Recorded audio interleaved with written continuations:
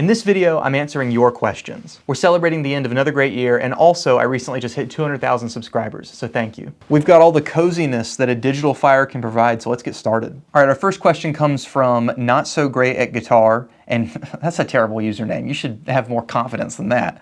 He goes, what's your favorite solo to play? Top 10 favorite guitarists and dream guitars. My favorite solo to play is one that unfortunately Don Henley will not ever let me play on YouTube, and that would be Hotel California. I love playing the Hotel California solo, kind of doing both guitar parts there. It's just super fun. Top 10 favorite guitarists. I can't give you 10, but I can give you a handful. Right now, #1 favorite of all time is probably Derek Trucks, and then beyond that, I don't really rank them. I just say they're all in that upper tier. I'm going to say Eric Clapton, Mark Knopfler, John Mayer, Stevie Ray Vaughan, Jeff Baxter, Prince, and Mike Campbell. As far as the dream guitar goes, I would want a really great Martin O style guitar. I'm more into acoustics these days than electric because I like how they sound so complete on their own. They don't need an amp or anything. And I prefer smaller bodied acoustics like O's to dreadnoughts. And as far as electric goes, it would be some kind of like a Gibson SG design. My current favorite electric guitar is this, my white McCarty 594. And, you know, it's in the middle of a string change right now, so it's there's no strings. But this is kind of like a Gibson SG, but it solves some of those design problems. I'm open to any company building a great SG style guitar. I just currently think that PRS does the best job. But yeah, the fundamental design principles of a Gibson SG, you know, the scale length and the two humbuckers and they're placed where they're placed and everything, that is my dream electric.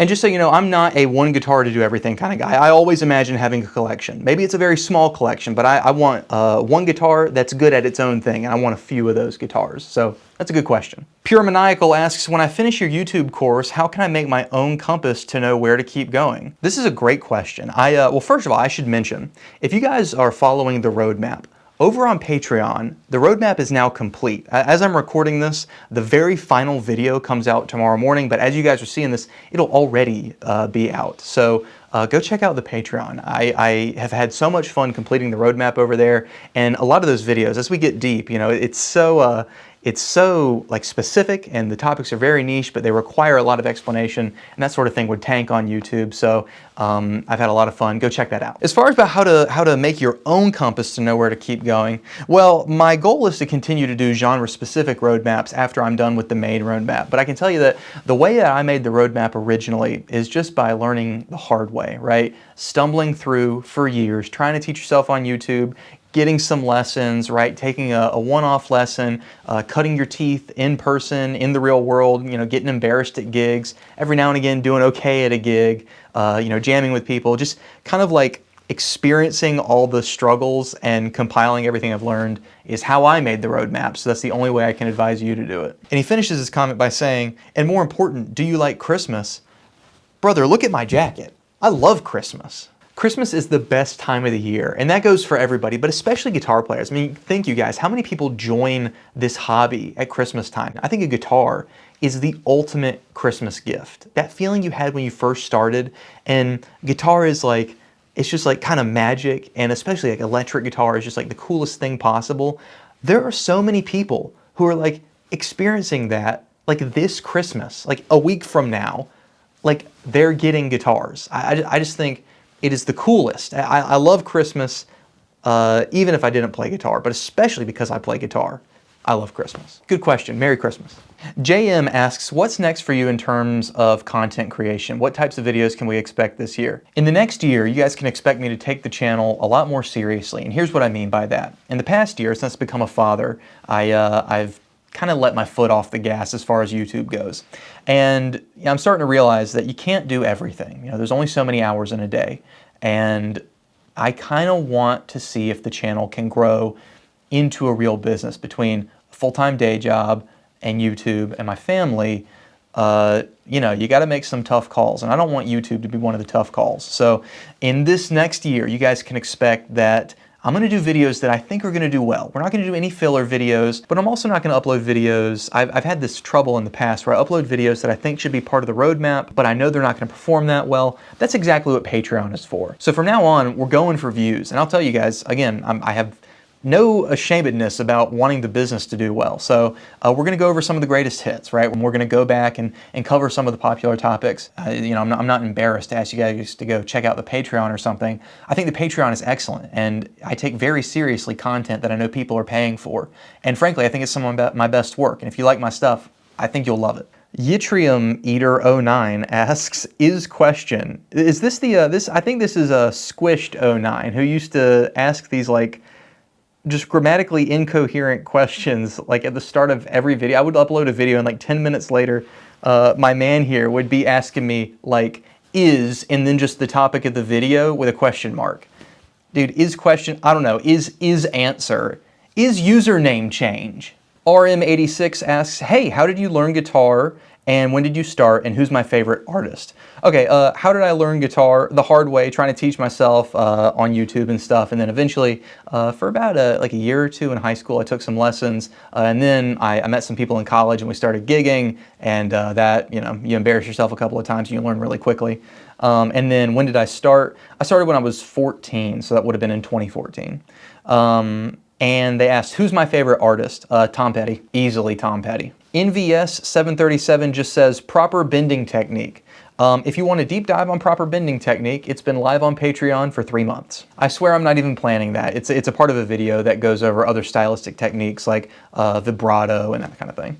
Maker Mark 67, what's up Mark? He asks, absolutely amazing photo and I'm sure an amazing experience. So on the community post, I always try to put a photo, and it was a photo of me and Mark Tremonti from I did an experience with him like last summer when he was on tour with Creed. He was teaching a guitar lesson before the show, and just I didn't get this like through YouTube, just any random person could sign up, and so I did, and I got to meet him, and it was an awesome experience. Mark is like the nicest guy ever, and he actually showed us a lot of cool stuff, some techniques that are in Creed songs. It was really fun. He goes, question, have you replaced your telly, and when you do, why will it be the SE NF53? Okay, so for those of you who follow the channel really closely, you know that a couple of months ago I sold my Telecaster, and Mark knows that I love PRSs, and he's asking why am I not going to get the NF53. I probably will, but Mark, I'll tell you, what I spent some of the money on is this new wireless mic system. This has made my life so much easier. I can't tell you guys how much effort I used to put in to like just struggling with audio stuff, and I got this, this is like the Rode, this is not sponsored, this is the Rode Wireless Go, and this is the best $200 I've spent in recent memory. This is seriously, besides my Canon cameras and my laptop, best purchase for the channel. And yes, Mark, I strongly suspect there is a white SE NF53 in my future. Uro Burrows asks, awesome photo, dude. Question, I hate pics. I don't know if it's the ones I have or what, but they always start to slip from my fingers. Any suggestions? Yeah, man, here, I'm gonna grab a pic really fast. So I wouldn't just abandon pics entirely. A lot of beginners try to do that. They just say, I'm gonna be a fingerstyle player, but you always end up using a pick. So just go back to the fundamentals of trying to grip a pick. Always make sure I kind of curve my first finger. I place the pick as a flag facing outward at 90 degrees from my first kind of knuckle there, and then I just clamp down with my thumb. You can angle the pick backwards to get a little bit more control. And don't overthink it. If you're slipping or something, maybe get like a textured pick. But don't give up on picks, and I think you can power through this to answer the question. All right, this next question comes from Cool WDV 4356, and this was not asked on the community post. This was just a question that he had in a previous comment section. But just to prove to you guys that I always follow up on questions, I'm gonna answer his question here anyway, and I told him, I replied to him saying that I would answer it here. He says, hi, I'm the person you recommended the Catalyst amp. If you guys don't know, the Line 6 Catalyst is kind of the Line 6 equivalent of the Boss Katana. It's a digital modeling amp, but it's actually an amp. It's not like a you know, a unit, like a floor unit or something like that. It actually has a speaker and that kind of thing. But to this guy, I recommended the Catalyst, and he says, I love the amp, but I have another question. I still have my cheap Squire Strat, and I'm looking to upgrade my guitar. I don't know if I should mod my current guitar or just get a new one. Let me know your thoughts. Thanks. This is a good question, and really there's two answers. I'll give you the short answer first, and then the kind of caveated answer at the end. The short answer is that you should probably just upgrade the guitar. And if you kind of like the, you know, Stratocaster style guitars, I would get the PRS SE Silver Sky. I recommend those all the time. I believe as this video comes out, they're still on sale for the end of the year. That would be what I get. The real answer, though, is that you know yourself better than I do. If you're the kind of person that's going to have more fun tinkering and modding, then have fun that way. Allow yourself to do that because you're going to enjoy it more. The other thing is that, to be very, very specific, truly, if you have a guitar that's very loud unplugged, like an electric guitar that's very loud acoustically, usually what you're dealing with there is a guitar that has a pretty good situation as far as, you know, kind of general wood and construction and that sort of thing. So in those rare cases where a lower end guitar is loud acoustically, it might be worth upgrading the components, but like I said, it's going to be up to you. The big thing there is it's not going to feel any different. It might sound a little different. There's not a lot you can do for feel there though. So that would be my advice. Generally speaking, I'd upgrade the guitar with a few specific caveats about possibly modding your own guitar. Marco Padula 9350 asks, what does practice look like at your skill level? As you progress, do you still do fundamental drills like chord change exercise, spider exercise, etc.? Also, are there any songs you're currently working on?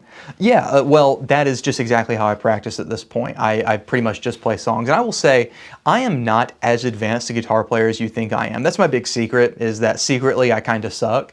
And my real skill is just explaining stuff. And I'm only half joking when I say that. I'm almost definitely like the worst out of all the YouTube guitarists you could think of. I kind of think of myself as like a very high intermediate level player rather than an advanced level player.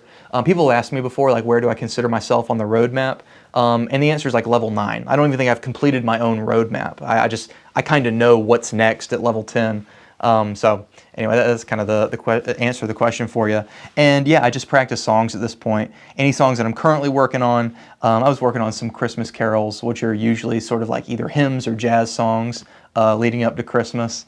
And I was having a good time with that. In the new year, I kind of want to go back to basics. I want to go back to what I used to consider a little bit more simple songs. I want to go back to some Pink Floyd stuff. I want to start learning either like an Eagles album or a John Mayer album, just like top to bottom. I think that would be a good learning experience. So that's kind of what I'm working on right now. AirJ567 asks, hey Kevin, what's your favorite guitar memory? P.S. Awesome picture, going to a Creed concert on the 20th. This is not the 19th. Yeah, this is the 18th as I record this. So have fun on Saturday, man. And thanks and happy holidays. Thanks and Merry Christmas. My favorite guitar memory is probably, there's a couple of big ones. I met my wife at band practice, which is easily the most significant.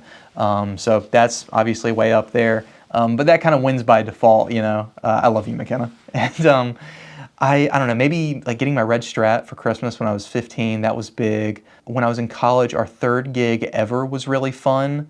There were a lot of people there. Our third gig ever and our last gig ever, they were both at these kind of bigger bars that had a lot of people there, and they were all really into it, and we played really well.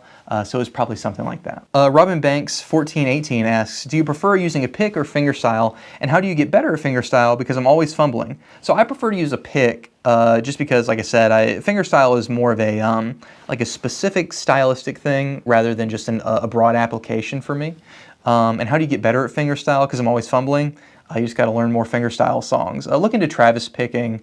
A lot of Mark Knopfler songs are good to learn for this, Dire Straits songs, you know. That's what I would do. Off Me Rocker 1476 asks, didn't you get any pictures with Apollo then? I'm asking about the Creed concert, you know, Apollo Creed from Rocky. I get your movie references. Movie references are such a landmine of a YouTube niche at this point, but I would love to like do movie reviews and analysis as a second channel. You guys know that I love movies, and I said, actually, now that I'm thinking of this, I said that in the end of year video, I would reveal my top 10 movies of all time. So we are going to do that right now. All right, so these are currently my top 10 favorites. All right, these are not necessarily the best of all time, but these are my top 10 favorites. And this list changes a lot. this is a note on my phone that I'm always updating. My number 1 favorite movie of all time is Iron Man. Number 2 would be The Dark Knight. And by the way, I'm 25, so this list is gonna reflect my growing up a little bit. Number 3 is Top Gun Maverick. I love that movie. Number 4, Spider-Man 2. That used to be a hot take. It's not anymore. Number 5, Guardians of the Galaxy. Everybody hates James Gunn now, but Guardians is awesome, and if you say otherwise, you're just wrong. Number 6, Rocky. I understood the Apollo Creed reference. Number 7, Winter Soldier. Number 8, The Truman Show. Number 9, Klaus, a Christmas movie. I love that movie. Number 10, The Incredibles, and number 11, Anchorman 2. I know there's 11 in that top 10, but I couldn't cut any of those out. I also have some incomplete lists that I'll share with you guys so that you go subscribe to my movie review channel the second I start it. I have a second list. So like I said, those are my favorite movies. My objectively the best top 10 movies, which is different from my favorite. I only have 4 movies on the list right now. Number 1 is The Godfather. Number 2 is Ocean's 11. Number 3 would be Fight Club, and 4 would be Dark Knight. An even different list, so not my favorite, not objectively the best, but the most important, like the most historically significant films. Number 1, Citizen Kane. Number 2, extremely hot take, Avengers Endgame. That marked the end of like unifying cultural moments at the movie theater. Number 3 is a movie I kind of hate, which is Avatar. And number 4 is Gone with the Wind. Maybe you move Gone with the Wind above Avatar. I just think that Gone with the Wind, I don't think ushered in a new visual language in the same way that Citizen Kane did, but it sold the most tickets out of anything of all time. It's the most successful movie ever, so I think it's got to be on the list. Shaloom S1D asks, should I start learning bar chords? I can play the C, A, G, E, D, A minor, E minor, F major 7, and a lot of other open chords. However, I've only been playing for about 2 to 3 months. Yeah, go for it. 2 to 3 months is plenty of time. You know a lot of chords. Start struggling. Bar chords are going to be hard, so you might as well start the struggle now. Nate Elliott 4117 asks an excellent and the most important question. Should I be learning hexachordal combinatoriety as a part of my music theory training? Yeah, of course. That's literally point number 1 on the roadmap. There's people who don't even know what the names of the strings are, who understand hexachordal combinatoriality. That's Guitar 101, man. Come on. Elvis Allen D6N asks, I find it difficult to incorporate solfege into my playing. Maybe you mean solfege. I request you throw more light on that. You're Elvis Allen from Uganda with 2 months experience. Well, Elvis, thank you for watching, man. Solfege is not, he's talking about, if you guys don't know, he's talking about like the do, re, mi system that singers generally use to like differentiate scale degrees. Not super important for guitar playing. Everything we do on guitar is very like shape based. So you'll learn like a shape for the major scale, and then you're gonna be able to move that around because of the way the guitar is tuned. Once you learn one shape, whether it be a chord or a scale or something, you can move it around and change your root note. You don't have to worry so much about having like an absolute reference like maybe a piano player or singers do. So solfege is just not part of what we do on guitar very much. Good question. Abanev asks, is learning to play an instrument worth it these days? It seems like AI and Pro Tools are replacing everything.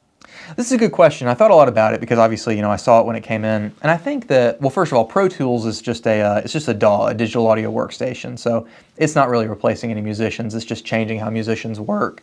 But AI that does have the potential to fully replace musicians at this point. You know, I'm not quite, well, let me say this. As far as, to answer your question, is it worth it? Yes, it's always been worth it. Guitar is primarily for enjoyment. You shouldn't play guitar because you think that one day you're going to have a career as a guitar player. You should play it because it's fun.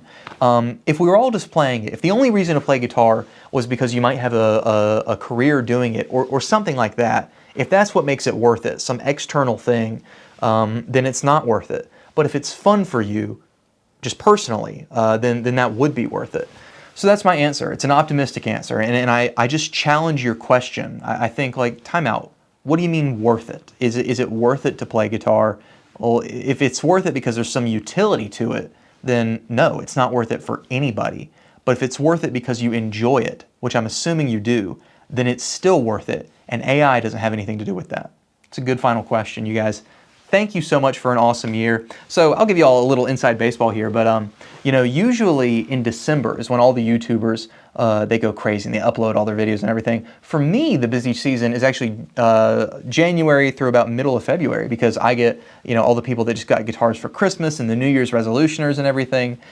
So we are about to enter a period of more uploads, and I can't wait to see you guys. Like I said, please go check out the Patreon. Like I said, pretty much every video this year is going to be pushing you guys towards the Patreon and towards my paid learning materials, and I think that stuff is excellent. So as always, you guys, thank you for watching, thank you for the year, and have a very Merry Christmas. I'm going crazy with the movie stuff right now. I keep these lists on my phone, and I just kind of like think about this stuff a lot. I don't even know if this will, maybe this will be in the bloopers. Maybe I'll put it in the middle of the video, who knows. Here you go.